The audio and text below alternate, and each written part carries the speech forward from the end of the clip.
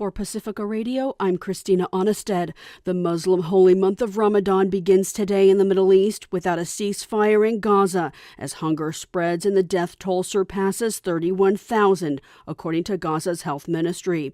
Israeli strikes destroyed a 12th century castle in Gaza, reducing it to rubble, known as the Barkuk Castle, made in 1387. According to the Palestinian Information Center, airstrikes in Gaza have obliterated other cultural archaeological sites and libraries. There are Geneva Conventions against cultural genocide. Meanwhile, Jordan is blasting Israel's move to limit access to the Al-Aqsa Mosque during Ramadan. U.S. President Joe Biden suggested Israel's war in Gaza is counterproductive during an interview with MSNBC over the weekend, warning Prime Minister Benjamin Netanyahu's policies in Gaza are hurting Israelis more than helping them amidst a humanitarian catastrophe in Gaza that's been condemned by a majority of governments at the United Nations. Biden also warned Israel against a ground invasion of Rafah, calling it a red line.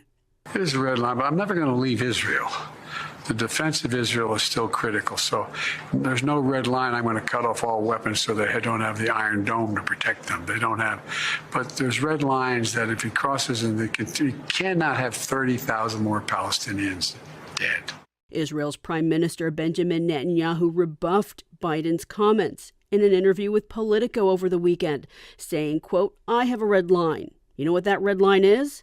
That's October 7th doesn't happen again. Never happens again," unquote. The U.S., meanwhile, is sending materials to build a port in Gaza to unload humanitarian aid. Israel's military will be overseeing it. This as at least 2 more children have died in Gaza from starvation. U.S. aid drops killed several Palestinians when a parachute failed. Meanwhile, protests continue in Tel Aviv, demanding Netanyahu do more to secure hostage releases. Actions took place around the globe over the weekend as part of International Women's Day. Many called it a day of solidarity with the women of Gaza. In the U.S., protesters blocked the streets outside the Oscars, demanding a ceasefire, and a protester interrupted President Joe Biden's campaign event in Atlanta, Georgia. The war is now in its 6th month. Sweden officially became a member of NATO. The national flag was raised at NATO headquarters, cementing the Nordic country's place as the 32nd member. Spurred by Russia's invasion of Ukraine, Sweden adds 62 miles of land bordering Russia to NATO's purview. The flag-raising ceremony comes as 20,000 troops from 13 nations begin NATO drills in Sweden, Finland, and Norway.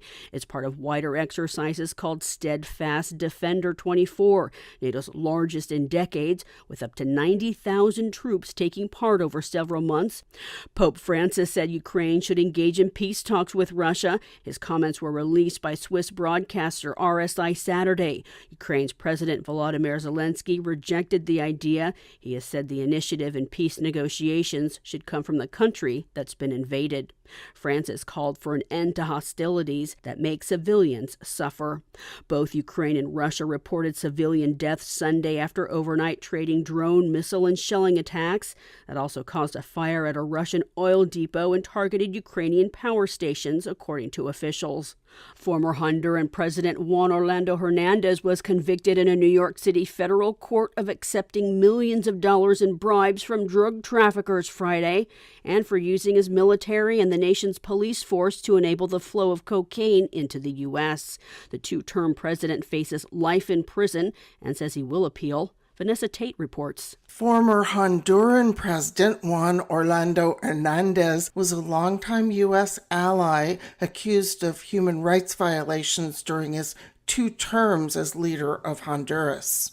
Even though Hernandez presided over what federal prosecutors called a narco state, U.S. officials continued to work closely with him for years. Dana Frank is professor of history emerita at the University of California, Santa Cruz, and author of The Long Honduran Night, Resistance, Terror, and the United States in the Aftermath of the Coup. She attended the trial last week. He has a long history not just of drug trafficking, but of criminal behavior, of supporting the coup, stealing 2 elections, He's documented he and his party to have stolen at least $300 million from the National Health Service to pay for their campaigns in 2013, bankrupting it and leading to tens of thousands of deaths.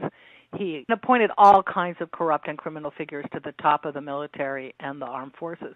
MS-13, the biggest gang, was feeding him money in exchange for intelligence and protection of moving drugs.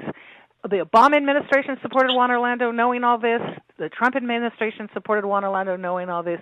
And in his first year, Biden supported all of this. I'm Vanessa Tate. The Biden administration slated to release its 2025 budget today. Meanwhile, Congress Friday passed a bill to keep the government operating. The president signed it Saturday. Today marks the 13th anniversary of the Fukushima nuclear meltdown, triggered by a massive earthquake and tsunami in Japan that killed some 20,000 people and left large parts of the island uninhabitable. The nation had a moment of silence and memorial today. China's ban on seafood from Japan remains.